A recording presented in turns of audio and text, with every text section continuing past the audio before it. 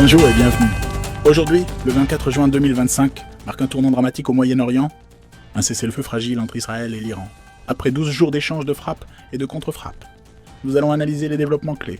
Des frappes militaires américaines aux échanges de missiles, en passant par l'impact sur les civils et la diplomatie internationale.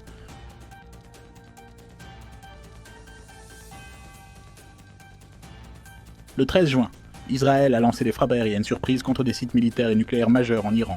Une action qui allait déclencher une guerre, ouverte entre l'Iran et Israël. L'Iran a réagi rapidement en lançant des missiles sur plusieurs villes israéliennes. Le 22 juin, les États-Unis ont mené l'opération Midnight Hammer, visant les installations nucléaires iraniennes de Fordow, Natanz et Isfahan. Le lendemain, le 23 juin, l'Iran a lancé l'opération Glad Tidings of Victory, en tirant des missiles sur la base aérienne d'Al-Udeid au Qatar, la plus grande base américaine au Moyen-Orient. Les défenses aériennes qataries ont intercepté la majorité des missiles. L'Iran avait informé le Qatar à l'avance, ce qui a permis d'éviter des pertes humaines. Le 24 juin, l'ancien président américain Donald Trump a proclamé un cessez-le-feu total et complet entre l'Iran et Israël via Truth Social. Il a revendiqué le succès du démantèlement des capacités nucléaires iraniennes, qualifiant cela de grand honneur, bien que les échanges de tirs se poursuivaient encore sur le terrain. Malgré l'annonce de trêve, des missiles ont continué à être échangés. L'Iran a nié toute nouvelle attaque, accusant Israël de violation du cessez-le-feu. Le ministre israélien de la Défense, Yoav Katz, a promis de répondre avec force à toute infraction.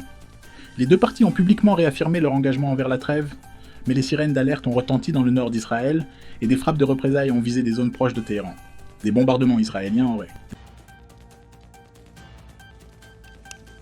Mr. President, Switzerland is the custodian of Geneva Conventions and Protocols on IHL and has an important responsibility in this regard. Indeed, every state party to 1949 Convention shall shoulder their responsibility under these conventions, in particular Common Articles 1 and 3 of these conventions. L'ancien président des États-Unis, Donald Trump, a déclaré un cessez-le-feu complet et total entre l'Iran et Israël via les réseaux sociaux. À la mi-juin, Israël a lancé des frappes aériennes intenses à travers l'Iran, visant des sites nucléaires et militaires. En riposte, l'Iran a tiré des missiles sur plusieurs grandes villes israéliennes. Les deux camps ont subi des centaines de pertes humaines et d'importants dégâts matériels. Aujourd'hui, Donald Trump annonce un cessez-le-feu unilatéral, appelant immédiatement à la retenue de la part de l'Iran et d'Israël. Cette déclaration insiste sur l'arrêt total des activités militaires. Et maintenant ? Les observateurs du monde entier suivent la situation de près ? L'Iran et Israël respecteront-ils pleinement cet accord ? Le cessez-le-feu tiendra-t-il face aux tensions régionales persistantes ? Les États-Unis joueront-ils un rôle dans le suivi ou l'application de cette trêve ? Il s'agit d'une évolution majeure. Abonnez-vous dès maintenant pour suivre les prochaines actualités. Ce cessez-le-feu marquera-t-il un tournant vers la paix durable ou assisterons-nous à une nouvelle escalade ? Dear colleagues, we were attacked in the midst of an ongoing diplomatic process. We were supposed to meet with Americans on 15 June to craft a very promising agreement for peaceful resolution of the issues fabricated over our peaceful nuclear program. It was a betrayal of diplomacy and an unprecedented blow to the foundation of international law and UN system. Let me be clear. If there is any use of costly systems and mechanisms we have created for the past 80 decades to preserve human rights and dignity, now is the time to do it. We need action now. Otherwise, the whole UN-based international law system would corrode badly.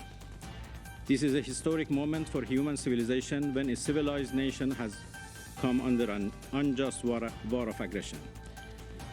The world, every state, every UN mechanism and body has to be alarmed and has to act now to stop the aggressor, to end impunity and to hold the criminals accountable for their unending atrocities and crimes in our region. This is a call from someone who has allocated his whole life to dialogue and diplomacy, but who also is a veteran of an imposed war by Saddam regime and knows how to defend his beloved motherland. A peace-loving nation inheriting one of the most ancient civilizations that has made significant contribution to human civilization, culture and ethics. Now, this nation of nearly 100 million population is subject to an outrageous act of aggression by a regime that has been committing a horrible genocide in Palestine for the past 2 years and that is occupying the lands of neighboring countries. Ladies and gentlemen, I stand before this august body to remind you of the legal and ethical responsibility each and every state member and observer of the Human Rights Council has to stand up against this grave injustice. Israel has launched an unprovoked aggression on Iran in a stark violation of Article 2, Paragraph 4 of the Charter, and in bold defiance of all the principles and rules that this Council stands for.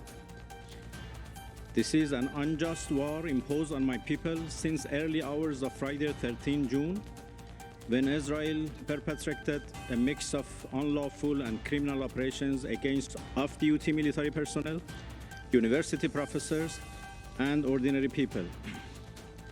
Hundreds of my fellow Iranians have been killed and injured following Israel's surprise armed attacks and terrorist operations on residential areas, public infrastructures, hospitals, health centers, and of course, the Foreign Ministry. Our peaceful nuclear facilities have also been targeted, despite their being under full monitoring of IAEA, and despite the fact that attacking such facilities are absolutely banned under international law. Israel attacks on nuclear facilities are grave war crimes, given also the danger of environmental and health catastrophe as the result of radiological leakage. Mr. President, Iran, a founding member of the United Nations system, rightfully expects each and every one of you to stand for justice, rule of law, and basic tenets of humanity and ethics. Iran is under a merciless act of aggression. This is crystal clear fact, must not be allowed to be twisted upside down by Israel and its backers. Israel's aggression on Iran cannot and must not be justified by any legal or moral standards. Any justification for this unjust and criminal war would be tantamount to complicity. Iran is defending itself against the barbaric aggression. We are entitled, tasked, and determined to defend our territorial integrity, national sovereignty, and security with all force. This is our inherent right, as also clearly recognized under Article 51 of Charter. Dear colleagues, the peace and rule of law are at serious stake as a result of Israel's unlawful invasion of Iran. Israel is committing war crimes and crimes against humanity. International humanitarian law, already badly undermined as a consequence of Israel's relentless atrocities in occupied Palestine and elsewhere, is now under another extremely serious danger as Israel is committing grave violations of 1949 Geneva Conventions. Mr. President, Switzerland is the custodian of Geneva Conventions and protocols on IHL and has an important responsibility in this regard. Indeed, every state party to 1949 Convention shall shoulder their responsibility under these conventions, in particular Common Articles 1 and 3 of these conventions. Les observateurs du monde entier suivent la situation de près? L'Iran et Israël respecteront-ils pleinement cet accord? Le cessez-le-feu tiendra-t-il face aux tensions régionales persistantes? Les États-Unis joueront-ils un rôle dans le suivi ou l'application de cette trêve? Il s'agit d'une évolution majeure. Abonnez-vous dès maintenant pour suivre les prochaines actualités. Ce cessez-le-feu marquera-t-il un tournant vers la paix durable ou assisterons-nous à une nouvelle escalade?